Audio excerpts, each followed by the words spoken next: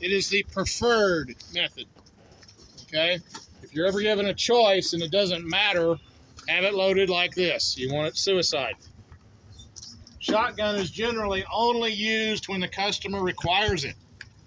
But if you're given an option, this is what you want.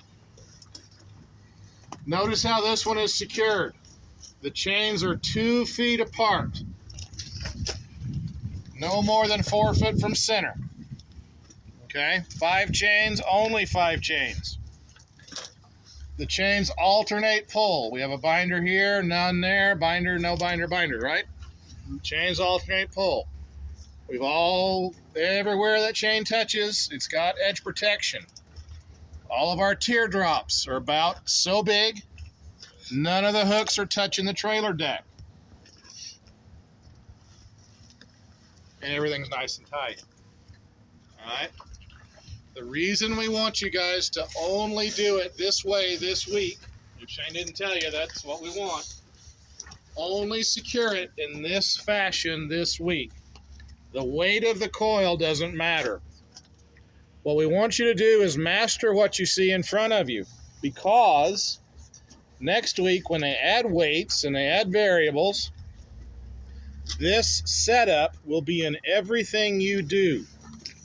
Whether it's a 10,000 pound coil or a 48,000 pound coil, this always exists. So if you master this step, you got half of it, thereabout, okay? No matter how big of a coil it is, you're always gonna do this. So get good at setting this up. 2 feet apart, alternating pull, all the details. Any questions? This is actually fairly simple, but it has to be done right, okay? They've got bulkheads, front and rear, all looks good. Now, I said bulkheads need to be as close as practical, but no more than 3 feet away, right? Mm-hmm. How'd they do? Is this okay? Yes. It's as close as practical, isn't it? Yes, it is. The closest tie down we can get to that freight. Practical matters, okay? Sometimes you might want it right up against it, and I agree, but sometimes this is as good as you can do. So you have to look at it just as it is, all right? As close as practical. Eye of the sky. This is the more common way to haul coils for us. These are usually very lightweight, thin material. They're on their side. They're always on pallets. You always use 3 straps per coil, never more, never less. Just as you see, with one exception. They've done something I don't like, but I'll show you the why here in a minute. What you do want is to alternate pull. So the very first strap that goes across is the center. The next 2 make an X. They pull the opposite direction. Okay? That's good. What I don't like, give me a little space here. I gotta walk up front. What I don't like is the X is a little small. We want to stop front, back, right, and left, correct? Right. Since it's a little small, there's more of that X on this side than there is on the front and back. You want to make 4 equal pieces of pie up there with that X. Equal pull. This is a little too narrow for my taste. They've only gone here to the end of the pallet, and they've put their strap as close to the end of the pallet, and they've done it consistently. I like to go about a foot. If they would have come up here and attached, that'd have been a lot better. About a foot in front of the pallet. Or, here's the back of our pallet, about a foot behind. So if they would have come down one more space, they would have been better off. Okay? Just better securement. It'll make that 4 pieces of pie more equal up there. So, rule of thumb, anytime you place your X, find the end of the pallet or the front, go down about a foot to the closest spool. Remember, you cannot have anything at an angle by this pipe stake. Always buy a spool. All right.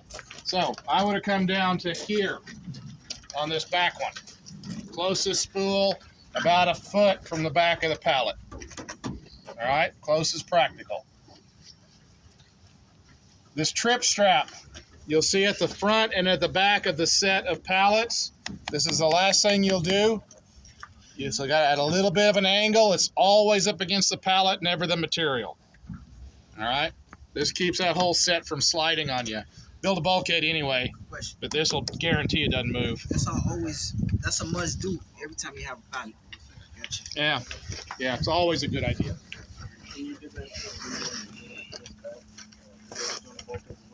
Yeah, never skip. Never skip. You got deck space to bulkhead. All right.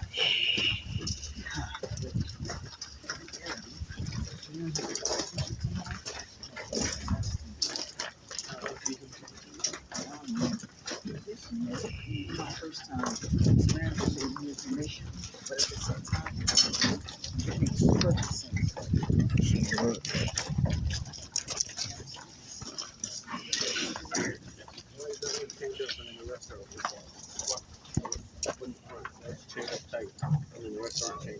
Suicide? Yes, sir. The suicide always gets changed. Suicide always gets The eye of the sky always gets. I thought suicide was always in the middle of it, sir. Oh, suicide's the front one. Okay. These eye of the sky always get straps. Straps, there you go. Shotgun gets both. Sounds good. No matter the size, right? No matter the size. Sounds good, sir. Okay, shotgun. Whenever you have to haul a shotgun, the very first thing you're going to do is put 2 straps on it across the top. These do not count for securement. These are for safety.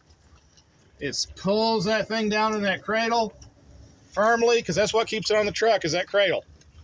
All right, those 2 straps pull it down in there, and then they keep it from rolling off. All right, you don't want it rolling on you. These things like to get tippy, so that extra bit of strap on there is beneficial. We don't count it as securement. DOT will, but we don't. It's simply there for safety. Then you're going to follow up with chains. Your first ones make an X. So this one goes in the eye, through, out the other side. The one right behind it here, in, through, out the other side. Forms an X inside the eye. This is always your first one. It's the lowest. See how these build up in there? Where they get 1, 2, 3, they get higher.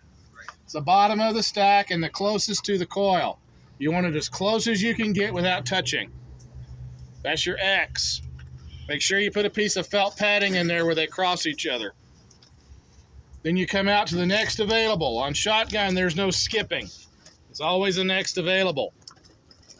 This is a horseshoe. It goes in, through, out the other side. All right? This is a horseshoe. In, through, out the other side. 1X2 horseshoes. That's all we're going to do here this week. 6 chains on a shotgun, just as you see. This is one where it's best to do 2 chains, 2 more chains, and then 2 more chains. It's easily confused. It'll get more confusing when you start adding even more chains next week. So kind of get a method to how you do this. Just remember, what people mess up on the most, this X is first, as close to the face as you can get without touching. And then your horseshoe is next. You do not skip. The next horseshoe, you just go the next one out. You do not skip a spot. And then, so this is the bottom one. Next one up, next one up. All right, there's a pattern there. It takes a minute to kind of get it in your head. Questions? Yeah, I got one. Yes. So, and there you said not to put it on too tight. So when you put the chains up here, you just like putting everything loose, and then when you get them all up there. Yeah, what I would do, I put my X's in there and then tighten them down one and then the other, because if this is really, really light, it may rotate that whole thing. And so you kind of have to get it evened out in there. Once you get the first 2 chains on there, it should stay put. Okay. Now, real world, it won't move at all. But since these are fabricated, they don't weigh anything. They will move around sometimes. So just kind of be prepared for that. What kind of load would this be, sir? Because I know in there you said it was so Oh, this is a shotgun coil. So does putting padding in between it count it as like full strength?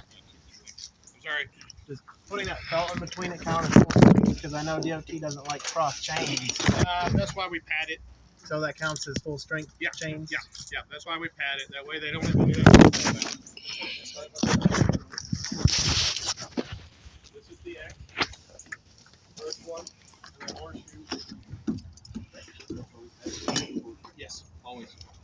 No matter where you go. So you're always going to follow this pattern with the shotgun. All right, I'll give you guys a few minutes. Meet me up here by that big gray area. This one's close.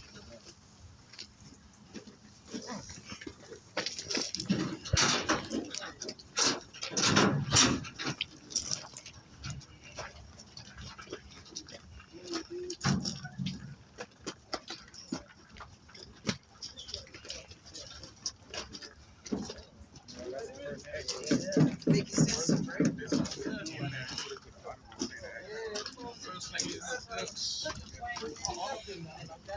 No.